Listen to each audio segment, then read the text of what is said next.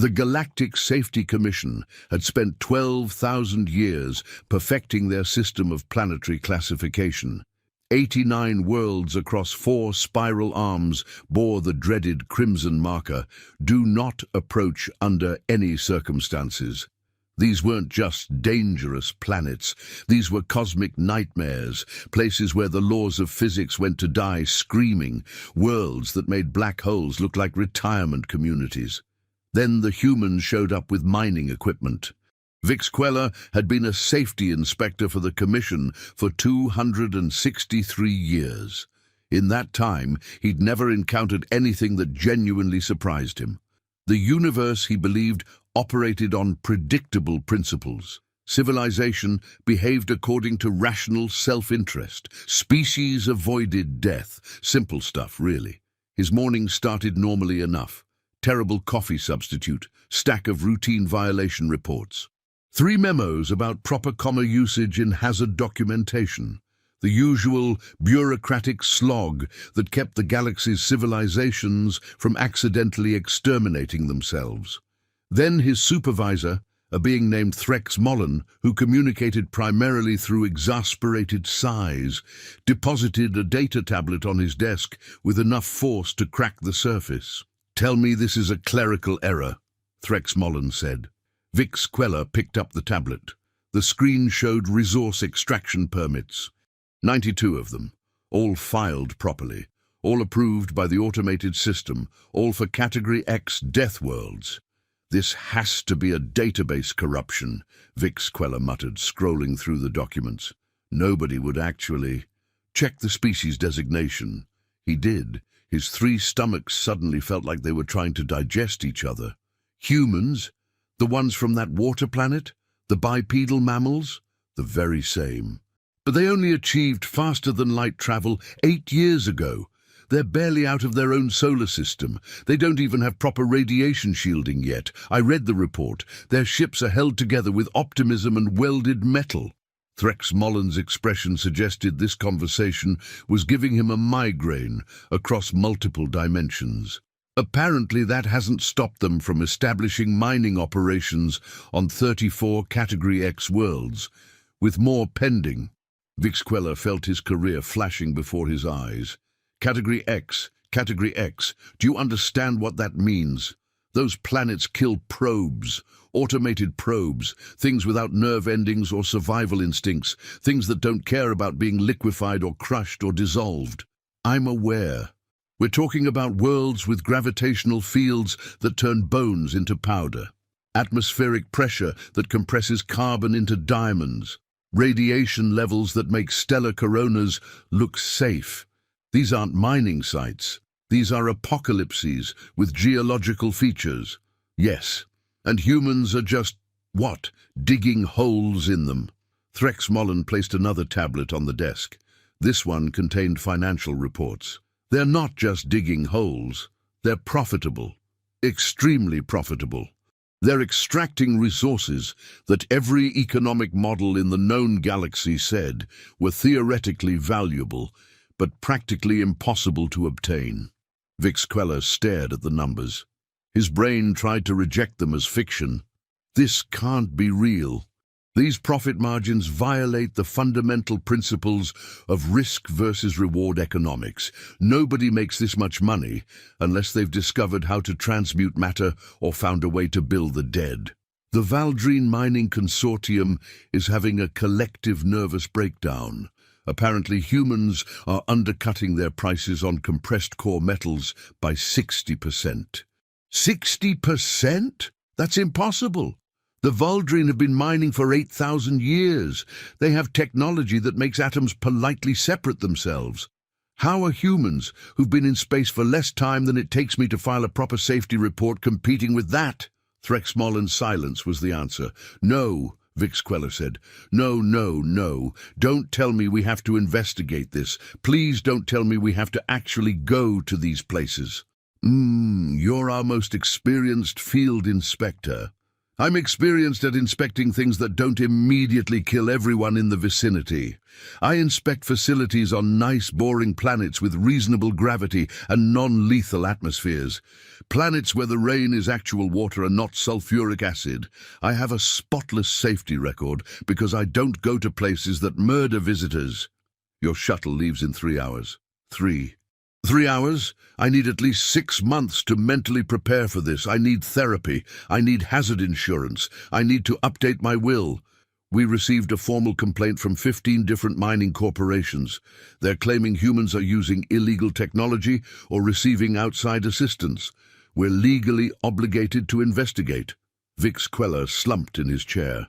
His life had been so peaceful yesterday, so calm, so free of humans and their apparent death wish. "Which facility am I inspecting first?" he asked weakly. Threxmollen consulted his own tablet. "Mining Station Triumph, located on Kessex 9. "What's the hazard classification?" "Gravity 12.6 times standard. Atmospheric composition 93% chlorine gas. Surface temperature ranges from 400 to 600 degrees. Tectonic instability causes magnitude 8 earthquakes every 11 minutes. Vix Queller closed all 3 of his eyes. "Any redeeming qualities?" "Beautiful sunsets, apparently. The chlorine reacts with the solar radiation to create stunning orange and purple light displays." "Oh, wonderful. I'll make sure to admire the view while my skeleton collapses and my lungs dissolve. The humans have been operating there for 14 months. 0 fatalities." Vix Queller's eyes snapped open. "What?" "0 fatalities. On a planet that should kill unprotected organic life in approximately 30 seconds? 22 seconds according to our models. But yes, this was impossible. This violated everything Vix Queller understood about biology, physics, and common sense. Species didn't survive Category X environments. They died in Category X environments. That was the entire point of Category X classification. "What kind of protective equipment are they using?" he demanded. "Stasis fields? Localized reality manipulation? Some kind of exotic matter shielding we haven't catalogued yet?" Threxmollen scrolled through his tablet. "According to the facility manifest, pressure suits. Reinforced pressure suits. Pressure suits. Yes, pressure suits, the kind of thing you'd wear to visit a planet with slightly uncomfortable atmospheric conditions. Not the kind of thing you'd need to survive hell. The manifest lists them as heavy-duty pressure suits, if that helps." "It doesn't. It really, really doesn't." Threxmollen stood to leave. "Your transport is a Type 7 long-range shuttle. The Commission is providing you with a full hazard analysis kit and emergency evacuation insurance. Try not to die. The paperwork would be tremendous." And that was how Vix Queller found himself, 3 hours and 42 minutes later, sitting in a shuttle that smelled faintly of recycled air and existential dread, accelerating toward a planet that wanted him dead. The journey took 6 days, 6 days of reviewing safety protocols that seemed laughably inadequate. 6 days of reading geological surveys that described Kessex 9 in terms usually reserved for describing the interior of stars. 6 days of wondering if he should have chosen a different career, maybe something safe, like combat diving into black holes or juggling antimatter. His communication system chimed on day 4. "Kessex 9 Mining Station. Triumph to approaching vessel. Please state your purpose and designation." The voice was human, female, disturbingly cheerful considering she was living on a planet that should be classified as a war crime against geology. "This is Inspector Vix Queller of the Galactic Safety Commission," he replied, trying to keep his voice steady. "I'm here to conduct a routine facility inspection." There was a pause, then laughter. Actual laughter. "Oh man, they actually sent an inspector. Hey, Decker, we've got a safety inspector coming." "Yeah, I know, right? Okay, Inspector, you're cleared to dock at Bay 3. Fair warning, we're about to have our scheduled quake in 8 minutes, so if you could hustle, that'd be great.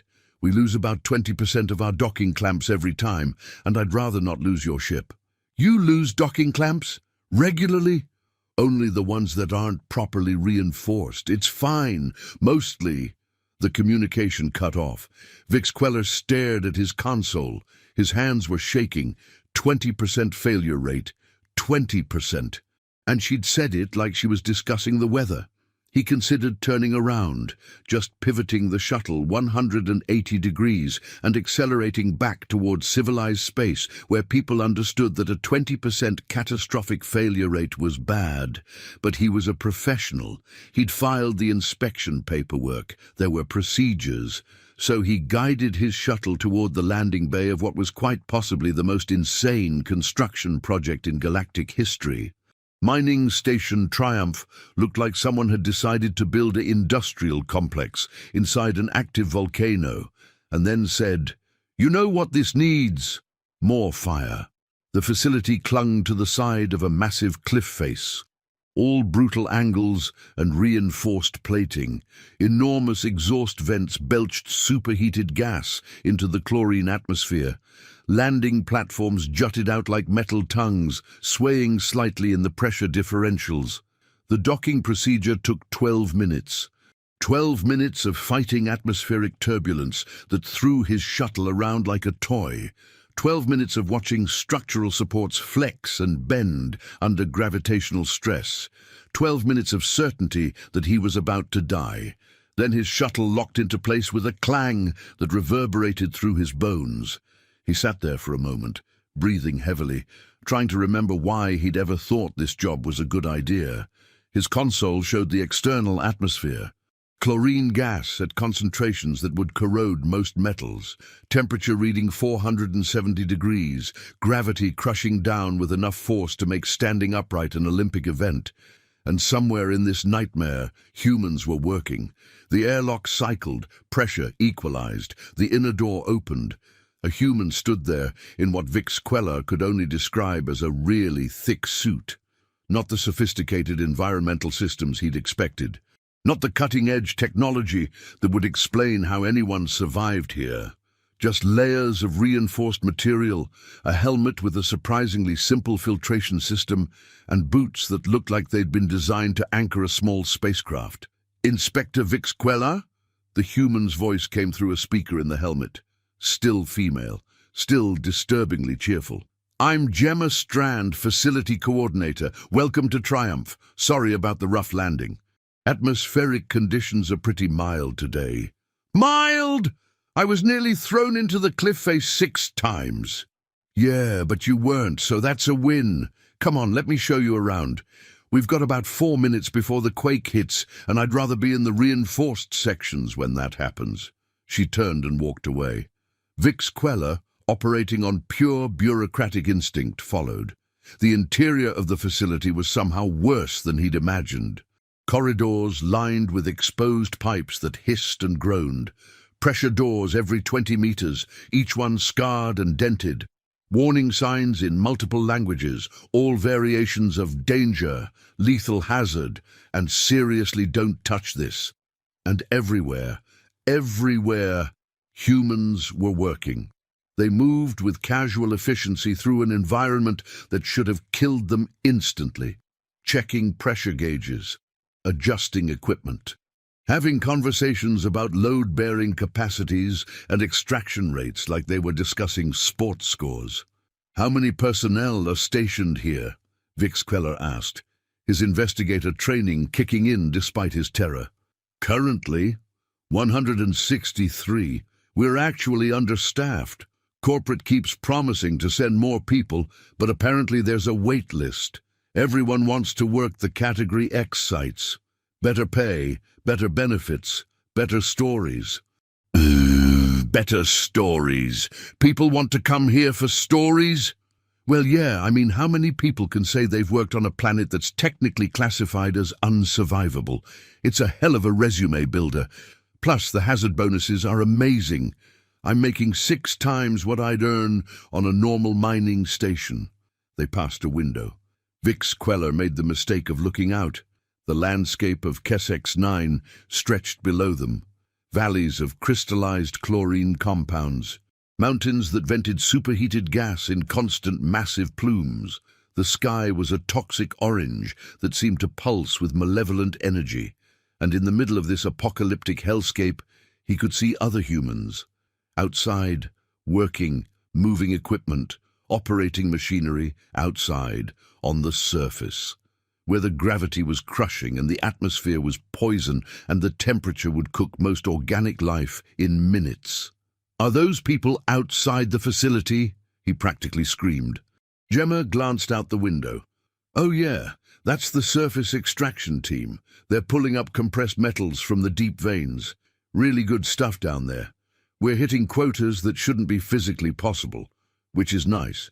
But they're outside, in 12.6 gravity, in chlorine gas. Yeah, the gravity takes some getting used to. We lost a lot of equipment in the first month before we figured out the proper reinforcement ratios. And the chlorine isn't that bad once you've got proper filtration. We only have to replace the suit seals every 3 days or so." 3 days? The seals degrade? Well, yeah, it's corrosive atmosphere. Everything degrades. That's why we have such stringent maintenance schedules. Safety first.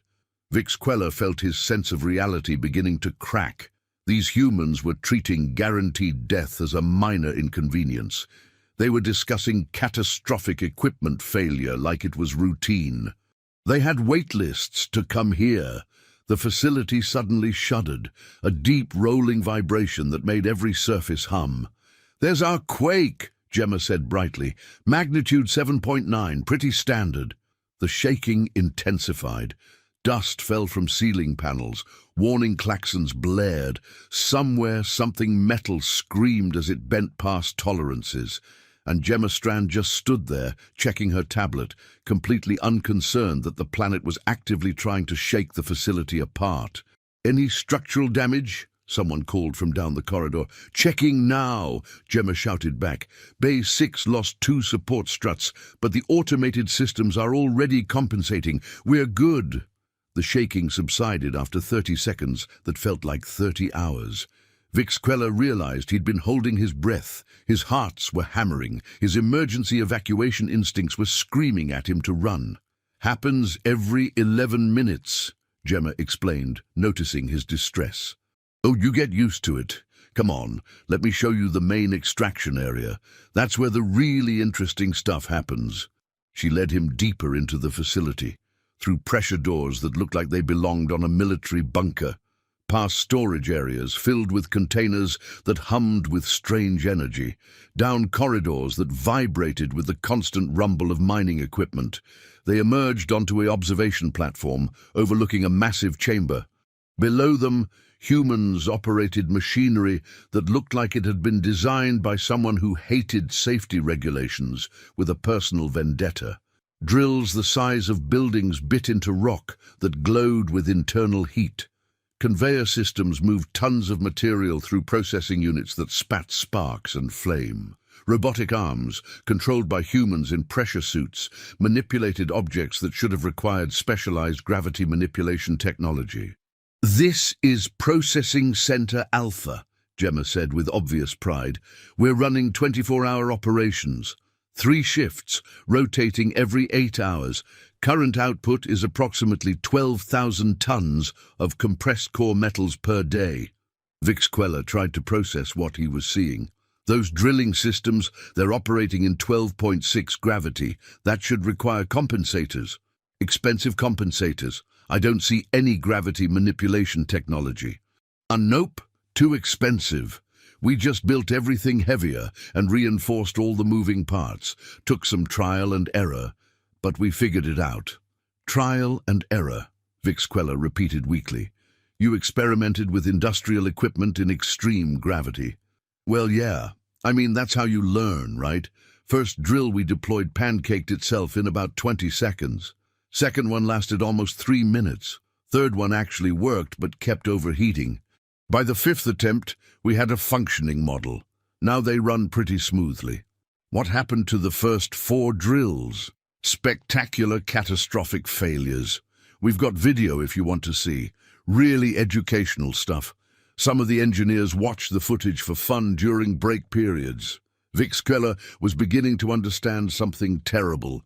These humans weren't succeeding despite the horrific conditions.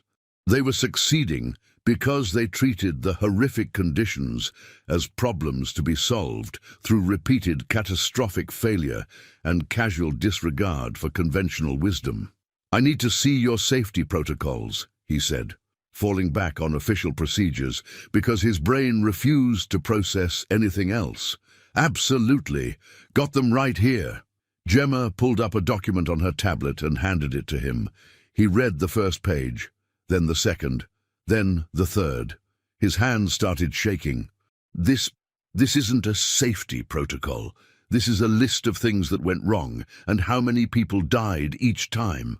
Right. That's how we developed our safety protocols. We tried stuff, saw what killed people, then implemented procedures to make those deaths happen less often. It's very evidence-based. Less often? Not at all. That's the goal. 0 deaths. Well, sure, ideally, but we're working on a Category X death world with limited resources and tight profit margins.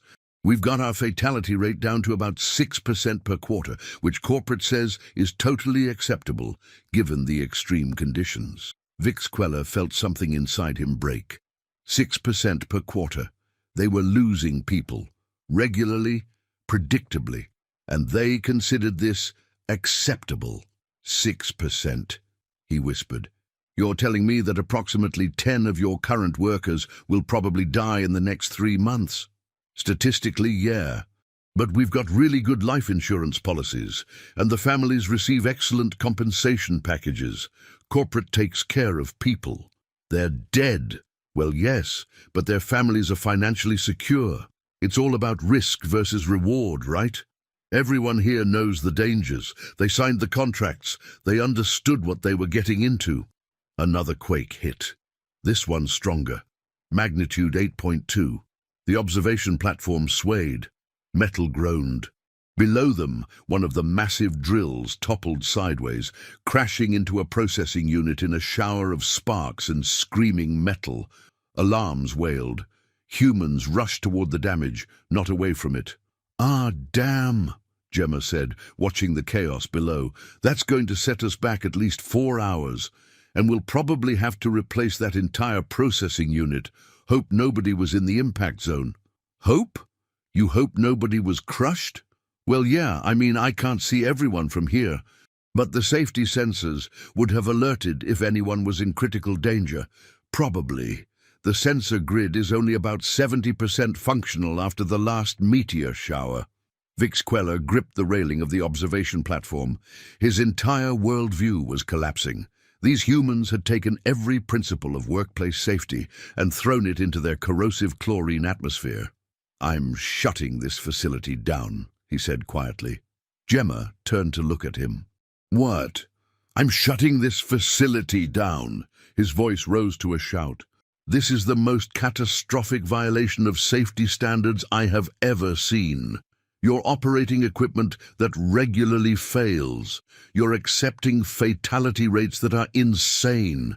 You're working in conditions that should be theoretically impossible.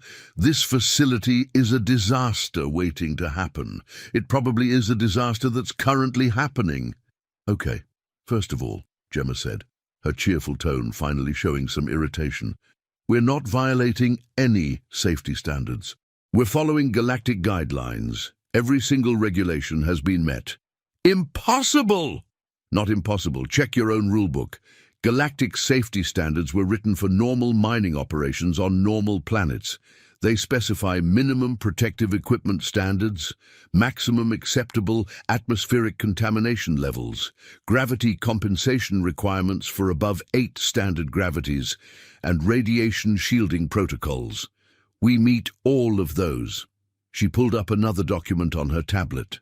"Our pressure suits exceed minimum protection standards by 20%. Our atmospheric filtration systems are rated for contamination levels up to 98%, which is above the 93% chlorine we're experiencing. We don't need gravity compensators because the regulations only require them for sensitive equipment operating above 8 gravities. And we reinforced our equipment to operate without compensators. And radiation here is actually pretty minimal, so that's not even an issue. Vix Queller stared at the document. She was right. Technically, horrifyingly, impossibly right. The regulations had been written with the assumption that nobody would be insane enough to work in Category X conditions.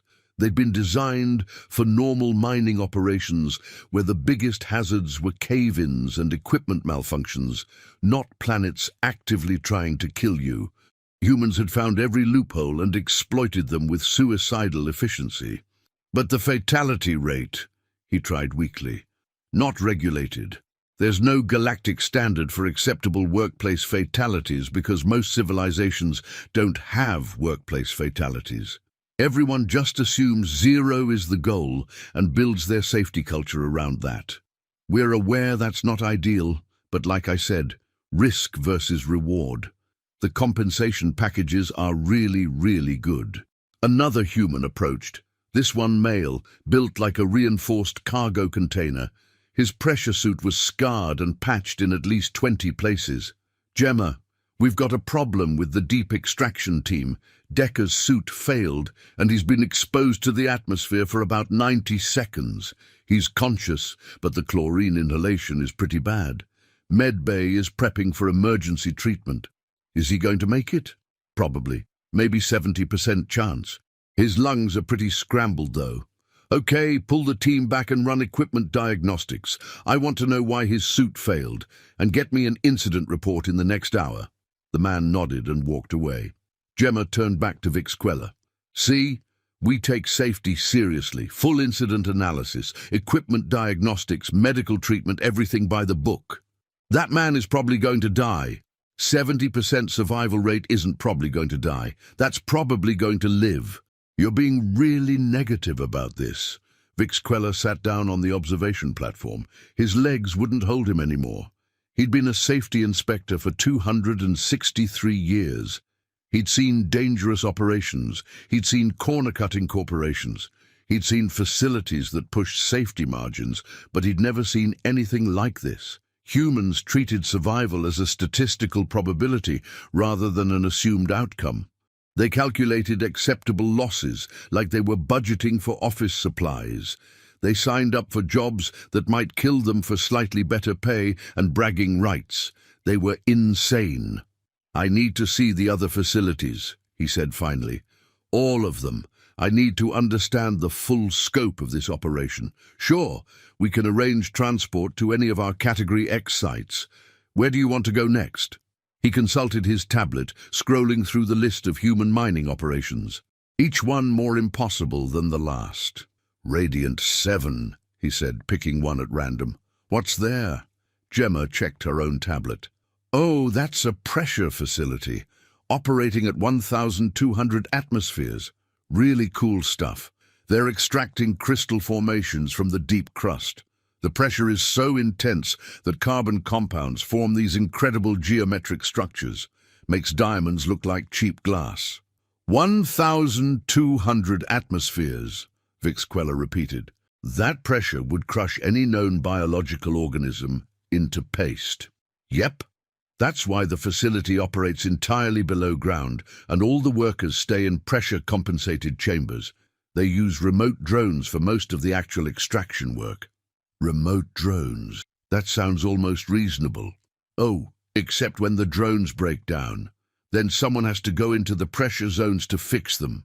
We've got specialized suits for that, but they're only rated for about 20 minutes at full depth before the seals start to fail. And if the seals fail?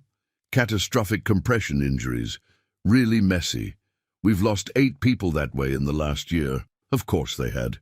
"Fine. Arrange transport to Radiant 7. I'll continue my investigation there." Gemma smiled. "Great. I'll send ahead and let them know you're coming. Oh, and Inspector, you might want to read up on deep pressure operations before you arrive. The physics get a little weird down there, and it helps if you understand what you're looking at."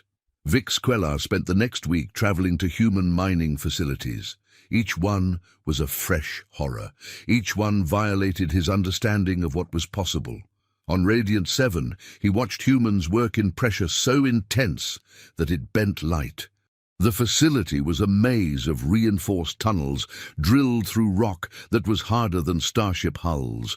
Workers rotated in shifts of 20 minutes, emerging from the pressure zones with bloodshot eyes and shaking hands, talking casually about adaptation symptoms and acceptable neural stress. The facility director, a woman named Quinn Havelock, who spoke with disturbing technical precision, showed him the extraction operations. Massive drones, built like deep-sea submarines, crawled through tunnels where the pressure would pancake conventional equipment in seconds. When they inevitably broke down, humans in suits that looked like they'd been designed to contain explosions ventured into the crushing darkness to perform repairs. "We lose about 2% of our maintenance staff per month," Quinn explained, showing him safety statistics on her tablet. "But the turnover rate is low because the pay is exceptional, and most people who survive their first 6 months develop a real passion for extreme pressure environments."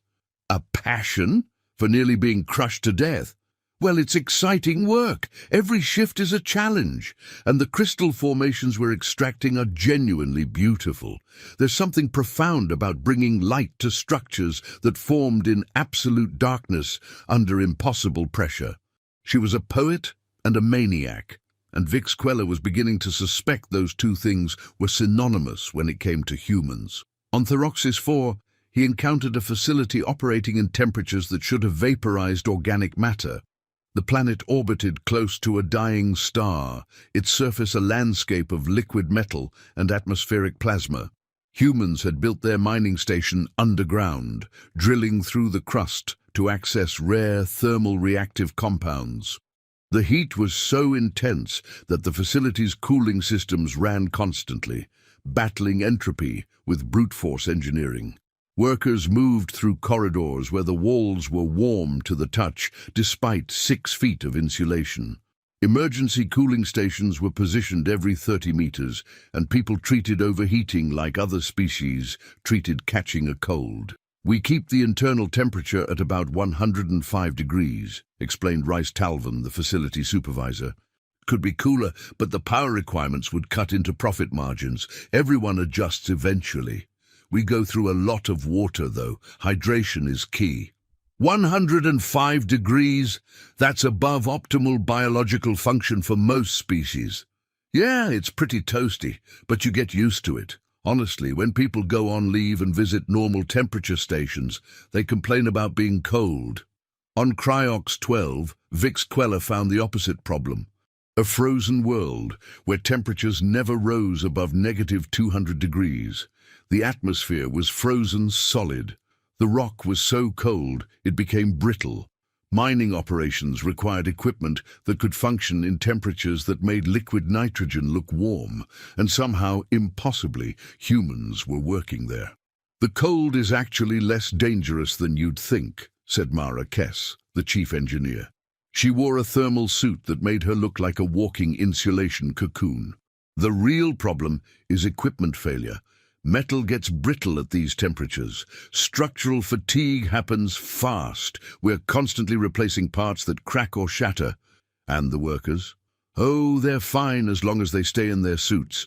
We have heated rest areas where they can warm up between shifts. Some people actually prefer working here. No hostile atmosphere to worry about. No corrosive chemicals, just cold. Simple, honest cold. I see 3 memorials on my way here. For workers who died on this facility." "Right, suit failures mostly. When your heating system cuts out at -200 degrees, you've got about 4 minutes before critical biological shutdown. That's enough time to reach an emergency shelter if you're close enough and if the shelter door isn't frozen shut. 3 people weren't fast enough." She said it with the same tone someone might use discussing traffic delays. On Venric 8, a planet with electromagnetic storms so powerful they could fry conventional electronics in seconds, humans had built a facility entirely underground using non-electronic systems, mechanical computers, pneumatic controls, mining equipment operated through physical linkages and hydraulic pressure. "We're basically running a mining operation with 19th century technology," explained the facility coordinator, a man named Breck Holloway, who had the weathered look of someone who'd made peace with insanity. But it works. And since we're not relying on electronics, the storms don't affect our operations. We're actually more efficient than facilities on easier planets because we don't lose productivity to equipment failures. But surely the lack of automation reduces efficiency. You'd think. But our workers are really good at their jobs.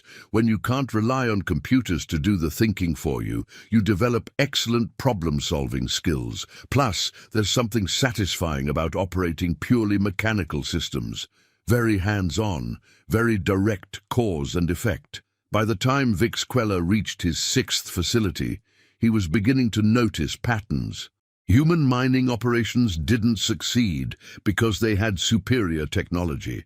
They succeeded because humans approached impossible problems with a combination of engineering creativity and complete disregard for conventional wisdom. They didn't build safer systems. They built tougher systems. They didn't avoid danger. They calculated danger and decided if the math worked. They didn't aim for 0 fatalities. They aimed for acceptable fatalities while providing excellent compensation packages. It was horrifying. It was brilliant. It violated every principle of civilized workplace safety, and it was making them astronomically wealthy. He spent his evenings reviewing financial reports that made him question his understanding of economics. Human mining corporations were pulling resources from Category X worlds at a fraction of the cost conventional wisdom said was possible. They were flooding the galactic market with materials that had been rare and expensive for millennia. Compressed core metals from high-gravity worlds, thermal reactive compounds from superheated planets, pressure crystallized carbon structures from deep crush environments. Exotic isotopes from radiation-saturated systems, things that should have cost a fortune to extract, were suddenly cheap. The Valdrine Mining Consortium had filed 6 separate complaints with galactic trade authorities, claiming humans were using illegal technology or receiving subsidies that violated fair trade agreements. Investigation had proven both claims false. Humans were just better at operating in environments that wanted them dead. On his 10th facility visit to a planet called Mordax 3 that featured an atmosphere of aerosolized metal particles, Vix Queller finally asked the question that had been haunting him. Why? The facility supervisor, a woman named Ellery Crane, who'd been working Category X sites for 12 years, looked at him with mild confusion. Why what? Why do you do this? You could work safer jobs, easier jobs, jobs that don't have a statistical probability of killing you. Why come to these nightmare worlds and risk your lives for, what, money, pride, some kind of elaborate death wish? Ellery considered the question, standing in the observation room of a facility that had to be cleaned twice daily because metal particles accumulated on every surface like toxic dust. I guess because it's interesting, she said finally. Most jobs are boring. You show up, do your tasks, go home, repeat forever. It's safe, sure, but it's also dull. Here, every day is different. Every shift brings new challenges. You're constantly solving problems that nobody's ever encountered before. But people die. Yeah, but people die everywhere. At least here, when someone dies, it's because they were doing something remarkable. They were pushing the boundaries of what's possible. They were part of something bigger than themselves. There's meaning in that, purpose. That's insane. Maybe. But it's also true. Look, I could work on a nice, safe mining station extracting common metals from a boring planet with normal gravity and breathable atmosphere. I could live a long, safe, completely forgettable life. Or I can work here, pulling out materials that shouldn't be extractable, making more money than I ever dreamed of, and knowing that I'm part of something that's changing the galactic economy. Which would you choose? Vix Queller had no answer. His species had spent millennia optimizing for safety and longevity. The idea of choosing danger for excitement was alien to him, but humans clearly operated on different principles. They craved challenge. They valued accomplishment over security. They were willing to risk death for the chance to do something nobody else could do. It was insane. It was working. After 6 weeks of facility inspections, Vix Queller returned to the Galactic Safety Commission headquarters with a data tablet filled with reports, incident analyses, and documentation that would probably give Threx Mollen a stroke. "So?" his supervisor asked. "Are they violating safety regulations?" No, they're not violating anything. Technically, they've found every loophole in our safety codes and exploited them with impressive efficiency. Our regulations were never designed for the kind of environments they're working in, but the fatality rates, unregulated.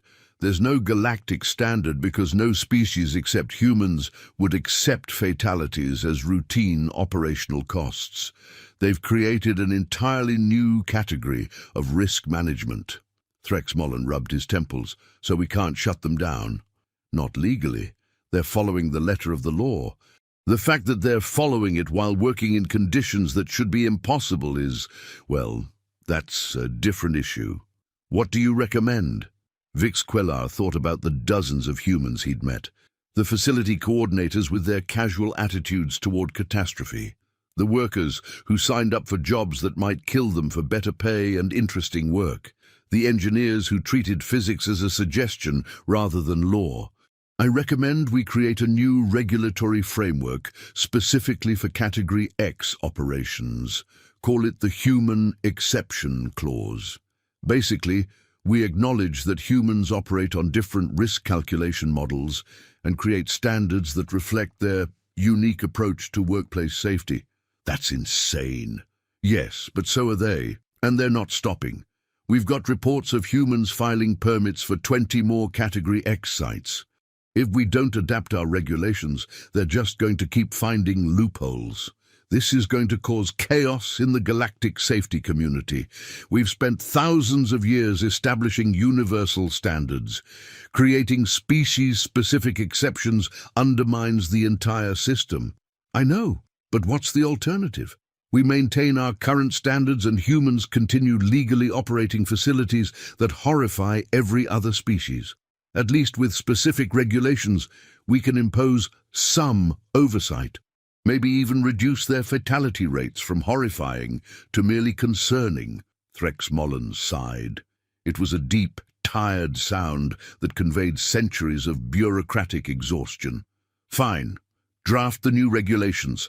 I'll present them to the Council. This is going to be a nightmare to implement." Vix Queller spent the next 3 months writing the most disturbing regulatory document in galactic history. The Human Exception Clause acknowledged that humans operated in Category X environments through methods that violated conventional safety philosophy, but technically complied with existing regulations. It established new standards specifically designed for impossible working conditions, maximum acceptable fatality rates for different hazard classes, mandatory compensation requirements for families of deceased workers, equipment inspection schedules for environments that destroyed equipment regularly, emergency evacuation protocols for situations where evacuation was theoretically impossible. It was a safety regulation that accepted inevitable death as an operational parameter. The galactic safety community lost its collective mind. "This is legitimizing workplace mortality. We're accepting that workers will die. This completely undermines millennia of safety culture." But the regulations passed. Because the alternative was watching humans continue their operations with no additional oversight, and at least the new framework provided some control. The regulations went into effect 6 months after Vix Queller's initial inspection. Humans responded by filing permits for 38 additional Category X mining operations. "They're treating the new regulations as permission to expand," Threx Mollen said, staring at his tablet in disbelief. "We created oversight and they interpreted it as approval." "Of course they did," Vix Queller replied. He'd spent enough time around humans to understand their psychology. "We told them the rules for operating in impossible conditions. They saw that as confirmation that operating in impossible conditions was allowed, so now they're scaling up. The economic impact hit the galaxy within a year. The Valdrine Mining Consortium, which had dominated rare materials extraction for 8,000 years, saw its profits drop by 62%. 4 other major mining corporations declared bankruptcy. The market value of compressed core metals dropped by half. Thermal reactive compounds became common enough that researchers could actually afford to experiment with them. Pressure crystallized carbon structures that had been precious commodities were suddenly available in bulk quantities. Exotic isotopes that scientists had dreamed of studying were purchasable in standardized quantities. Human mining operations were causing a resource revolution, and they were just getting started. Vix Queller received reports of new human facilities on planets that didn't even have names yet, just designation codes. Category X worlds so hostile that the surveying probes hadn't survived long enough to complete mapping. Humans read the probe failure reports and saw opportunity. On planet CX-1847, where tidal forces from 3 competing gravitational sources created surface conditions that shifted every 6 hours, humans built a mobile mining facility. The entire operation was mounted on massive tracked vehicles that moved constantly, staying ahead of the crushing gravitational waves. "We're essentially surfing gravitational stress zones," explained the facility director, somehow making that sound reasonable. "The resource deposits concentrate along the stress boundaries, so we chase them. It's very dynamic, keeps everyone alert." On planet CX-2093, where the atmosphere was literally on fire, a permanent plasma storm that had been burning for millions of years, humans built underground, miles underground. They tunneled through rock using thermal-resistant equipment, emerging only to position collection systems that harvested exotic compounds from the burning atmosphere itself.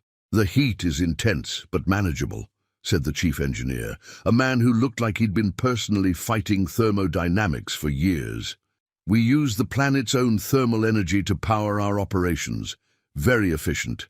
Carbon neutral, technically, if you ignore the occasional facility fires." On planet CX-3156, where the surface was covered in a sea of liquid metal kept molten by residual radioactive decay, humans built floating platforms.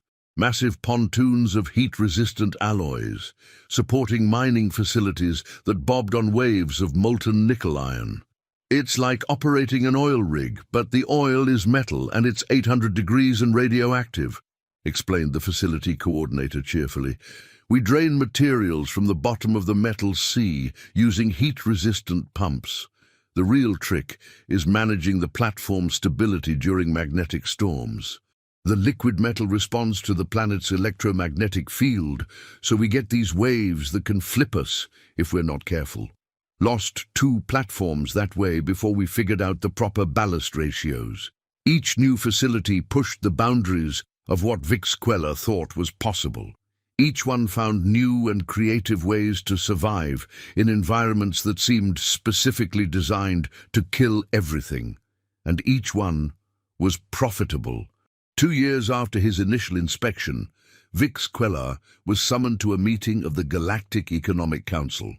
The council, composed of representatives from 83 different civilizations, was responsible for managing interstellar trade and maintaining economic stability. They were not happy.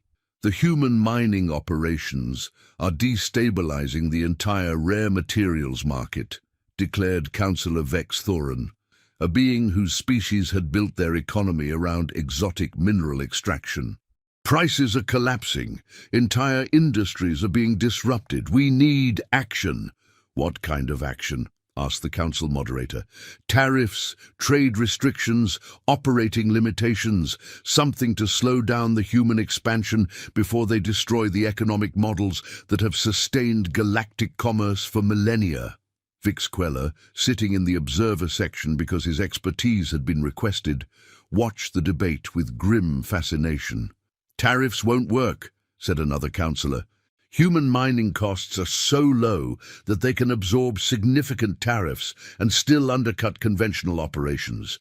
We'd have to impose tariffs so high they'd violate free trade agreements. Then we change the agreements. On what grounds? That humans are too good at mining, that they're too efficient. What legal justification exists for punishing commercial success? The debate raged for 3 hours. Proposals were made and dismissed. Economic models were presented and torn apart. Everyone could see the problem. Nobody had a solution. Finally, the moderator called on HFY. Inspector, you've spent more time observing human mining operations than anyone. What's your assessment? Is there any way to limit their impact on the galactic economy? HFY stood. Every eye in the chamber turned toward him. No, he said simply. No? That's your entire assessment? You asked if there's any way to limit their impact. There isn't. Humans have identified a market opportunity that every other species ignored because it seemed impossible. They've developed operational methods that work in environments we classified as unsurvivable. They're not violating any laws. They're not using illegal technology. They're just willing to accept risks that no other species will accept. But the economic disruption is the market correcting itself. For millennia, rare materials have been expensive because they were difficult to extract. Humans have made them less difficult to extract. That changes prices. That changes industries. That's how economics works. You can't legislate against efficiency. So we do nothing? We just watch as human mining corporations destroy entire economic sectors. I'm not saying do nothing. I'm saying you can't stop them. What you can do is adapt. Invest in industries that aren't based on resource scarcity. Develop technologies that use these newly abundant materials. Find new economic opportunities instead of trying to protect old ones. The chamber erupted in angry discussion. Councillors shouted proposals and counter-proposals. Economic theorists debated market philosophy. Everyone wanted a solution that would restore the previous economic order.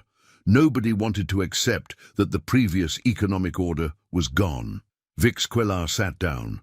He'd said what needed saying. Whether anyone listened wasn't his responsibility. The meeting ended with no decisions made. The council agreed to reconvene after studying the issue further. In political terms, that meant they were going to do nothing and hope the problem solved itself. It didn't. Over the next 5 years, human mining operations expanded to 68 Category X worlds. Their operational methods improved. Fatality rates dropped from 6% per quarter to 3%. Still horrifying by galactic standards, still acceptable by human standards, resource prices continued to fall. Industries adapted or died. New technologies emerged that took advantage of suddenly abundant materials. The galaxy's economy shifted in ways nobody had predicted, and through it all, humans kept digging holes in places that wanted them dead. HFY received periodic reports. The Galactic Safety Commission now had an entire division dedicated to human operations. Inspectors who specialized in impossible environments, regulatory frameworks designed around accepting calculated risk, safety standards that included acceptable death as a parameter. It was everything HFY had spent his career fighting against. And it was working. On his 400th birthday, HFY decided to retire. 294 years as a safety inspector was enough. He'd seen the galaxy change in ways he never imagined. He'd watched humans transform resource extraction from a cautious, carefully managed industry into something that resembled organized insanity. His last official act was approving permit applications for 12 new human mining facilities, all Category X worlds, all operating on the edge of impossibility. He signed the permits without hesitation, because that was the galaxy now, a place where humans mined planets that should kill them, where safety regulations included provisions for routine fatalities, where impossible was just a starting point for planning. 10 years after his retirement, Vix Queller received a message from Gemma Strand. She was still working at Mining Station Triumph on Kessex 9, still cheerful, still alive against all probability. "Hey, Inspector. Hope retirement is treating you well. Just wanted to let you know that Triumph just hit a major milestone. We've been operating for 15 years with 0 days, where someone didn't say, 'This is probably going to kill me, but let's try it anyway.' Thought you'd appreciate the irony. Also, we're expanding operations to the southern continent, which has worse atmospheric conditions and more frequent quakes, but amazing mineral deposits. Corporate approved the proposal. It's going to be great. Hope you're enjoying not being terrified all the time. Miss having you around. Stay safe, or as safe as life allows, anyway." Vix Queller read the message 3 times. Then he looked out the window of his retirement habitat at the stars beyond. Somewhere out there, humans were drilling holes in nightmares. They were surviving where survival should be impossible. They were turning death worlds into profit centers through sheer stubbornness and calculated risk. The galaxy had classified 89 systems as uninhabitable. Humans had started mining operations in 68 of them. The remaining 21 were probably next, and there was absolutely nothing anyone could do about it except adapt to the new reality. A reality where impossible just meant humans hadn't figured out the proper equipment ratios yet, where death was an acceptable operational risk if the compensation packages were good enough, where the only thing separating a Category X nightmare from a productive mining site was human willingness to work there. The Galactic Safety Commission had updated their classification system. There were now 3 categories for planetary hazards: safe, hazardous, and uninhabitable, except for humans who will mine it anyway. It wasn't elegant. It wasn't what Vix Queller would have chosen, but it was accurate. And in the end, accuracy mattered more than comfort. He composed a reply to Gemma's message. "Congratulations on your milestone. Try not to die. That's not a regulation, just friendly advice." Her response came back within minutes. "No promises, but we'll do our best. Well, we'll do our acceptable best," which is different from actual best, but still pretty good. Vix Queller closed his communication system and poured himself a drink. Something strong. Something appropriate for contemplating the fundamental absurdity of a universe where humans existed.